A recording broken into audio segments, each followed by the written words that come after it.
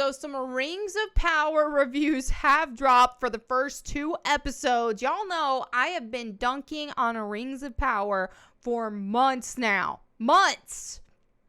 So I gotta check out these reviews, see what they say, see if some of my fears have been true, see what's going on here. I pulled up 2 reviews. Now, one of them is a positive review and one of them is a negative review because I wanted to have 2 different opinions and to kind of compare them. Now, on Rotten Tomatoes, I don't know. I can only find like this one critic review here, but I don't know how many critic reviews are actually on there. Supposedly, it's at like, okay, out of 136, it's at 84%, which is not bad. A lot better than I expected. However, you know, look at She-Hulk Attorney at Law is at 88%. I never trust what freaking critics have to say. The audience score is a lot more accurate. And in this case, I feel like the audience score is generous from what I've seen the first 2 episodes of She-Hulk, which were terrible. If you want me to make a video, at least one video about She-Hulk, let me know in the comments. I can suffer through another episode and talk about it if you want it, if you would like.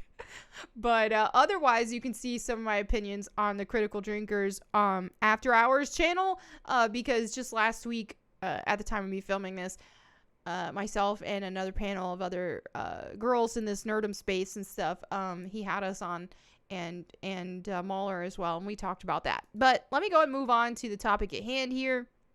Let's start with the positive review. Looks like we got 4 stars out of 5 by Jack Shepard here. Says, The Lord of the Rings of Power episodes 1 and 2 review. This could be the one fantasy show to rule them all. That's a bold claim. I wouldn't expect that out of Rings of Power, but let's go on. Games Radar. Amazon's bet big on The Lord of the Rings of Power, and if the opening episodes are anything to go by, Jeff Bezos put his money in the right showrunners. This could be the one fantasy show to rule them all. The Lord of the Rings of Power will change television forever. That's not hyperbole. There's simply that much weighing on the series' metaphorical shoulders. Much has been made of Amazon's Jeff Bezos spending almost $1 billion on the first season alone. Should this adaptation of J.R.R. Tolkien's work not become a water cooler sensation, it's unlikely any streamer will risk spending that much money on a single show ever again. But if it succeeds, then we're potentially looking at a future where studios spend more and more, hoping to find their one show to rule them all. I mean, freaking Squid Game made a crap ton of money. I don't know the budget on it. I don't think it was like super insanely high budget, but I mean, talk about something that made a whole lot of money on a streaming service. There is a lot of potential there. All right, let's continue. Every dollar Amazon has spent on the Rings of Power can be seen on screen in the opening 2 episodes. The word epic doesn't do justice to the sheer scale of the story being told. We're initially taken back to the first age of Middle-earth when the elves fought the great enemy Morgoth and his chief lieutenant Sauron. A prologue retells the encounter, the montage of battles and tears harkening back to the opening of Peter Jackson's adaptation of The Fellowship of the Ring. Indeed, the premiere holds a fair amount in common with its theatrical forebearers. While Bilbo, Frodo, Aragorn, and Gandalf are nowhere to be found, The Rings of Power shares the same kinetic cinematic language, sweeping shots of New Zealand landscapes, huge orchestral score, and living, breathing world. There are also a few recognizable characters. Morfydd Clark, previously best known for leading the horror Saint Maud, plays a young Galadriel, here a straight-talking elven warrior, a different proposition to the more ethereal, threatening presence portrayed by Cate Blanchett in Jackson's movies, which I don't like. I would like to see her actually feel like herself, but they always got to change, especially female characters these days. Galadriel is ostensibly, I don't know how to pronounce that. I'm terrible at that. The series lead. The episodes taking her from hunting down Sauron in a distant land to the elven kingdom of Lindon.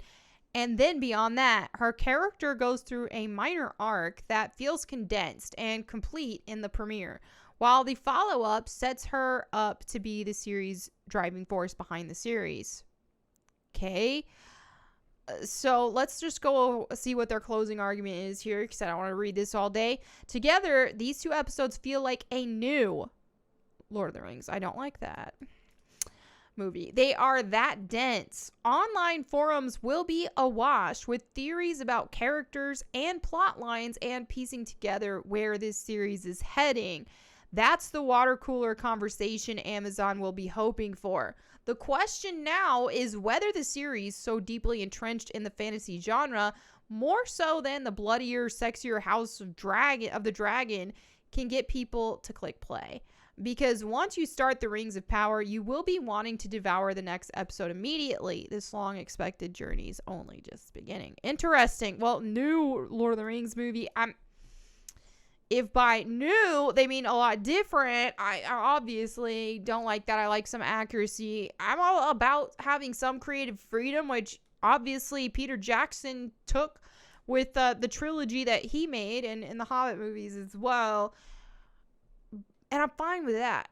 But this is something entirely different. Now let's go ahead and go into the negative review here, which says The Lord of the Rings, The Rings of Power review, Amazon's prequel is kind of a catastrophe. Now this is by Entertainment Weekly, which I find interesting considering they had the covers. And this is creeping me out. I don't want to be stared at. But this is very interesting that they gave it a negative review, given that they did have that series of covers that they partnered with. So, I mean, props to them for that. All right, let's go ahead and dive into this. It says there are ways to do a prequel, and The Lord of the Rings, The Rings of Power does them all wrong. Ooh.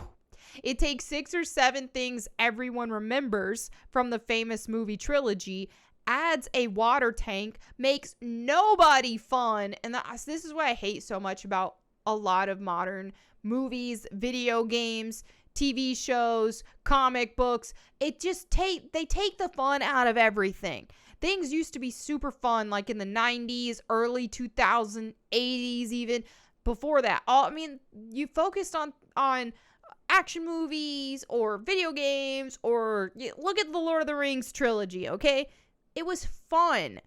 And so this having nobody fun is annoying. And I find that because they're prioritizing pushing a message over sharing a fun story, this is why it happens. But not only that, is that they're so focused on representation and having as diverse of a cast as possible. And instead of making it feel organic and fun, they're so serious about it, because they're so seriously pushing this message with everything and trying to act like everybody's racist, or everybody, or trying to act like they're just really doing something new here by adding characters who aren't all white, as if that's something we haven't seen before, but doing so in a way that they're shoehorning them in where they originally weren't. And in this case, like in Middle Earth. And so, yeah, this is this is what it is. But I feel like in that situation, whenever they do that, and because there is such a big diversity message going on, and with women as well, is that this is one reason why a lot of female characters are a lot more boring than they used to be. Because I feel like they're too scared to actually have fun with said characters. If you have fun with a marginalized character, they don't have as much room to go on with that, because they have to be so serious, because anything they make them say, anything they make them do that could even possibly be conceived or perceived as negative in whatever way, the cancel mob will find something. And so they have to be exceptionally careful with that. And because of that, we get boring characters. But let's go ahead and move on. Teases mysteries that aren't mysteries and sends the best character on a pointless detour. The latter is Uber Elf Galadriel, who spends the premiere telling people to worry about Sauron. In response, people tell her not to worry about Sauron. That's 1 hour down, 7 to go this season. Sounds like $1 billion yet. J.R.R. Tolkien imagined Galadriel as an immortal who leaves a sun-swept garden paradise because she yearns to see the wide, unguarded lands of Middle-earth and to rule there, a realm at her own will. Cate Blanchett played her in Peter Jackson's movies as a Vulcan witch for justice. And my gosh, was she perfect. The new Prime Video series, debuting with 2 episodes on Friday, soldiers her up on a vengeance kick. Millennia before Gollum, Galadriel is a commander of the Northern Armies and the warrior of the Wastelands. She free solos up a frozen mountain alongside an ultra mega waterfall. War claimed her brother and drenched the world in blood. She suspects vanquished Sauron still lingers and has hunted for him for ageless decades. Most other elves think Sauron's gone forever. A lieutenant begs her to end the quest and go home because their search party is approaching a land where even sunlight fears to tread. This is not only an accidentally funny line, but it is the most brazenly dumb. Mr. Elf Lieutenant, isn't the sun-scaring Shadow Country exactly where you should look for the wicked god monster? That makes sense. Like, they're looking for Sauron, and then he's like, wait a minute, we're getting into some dark places here, some dark territory. Let's not proceed further. Let's not go where Sauron would actually be. My gosh, this sounds like a trash fire. Let's go ahead and look at, again, since I don't want to spend all day just reading. Let's go ahead and read further. It says Amazon only made the 2 episodes available to critics. Maybe things pick up. New locations could feel less like, now that's what I call Middle Earth, karaoke. Wow. Okay.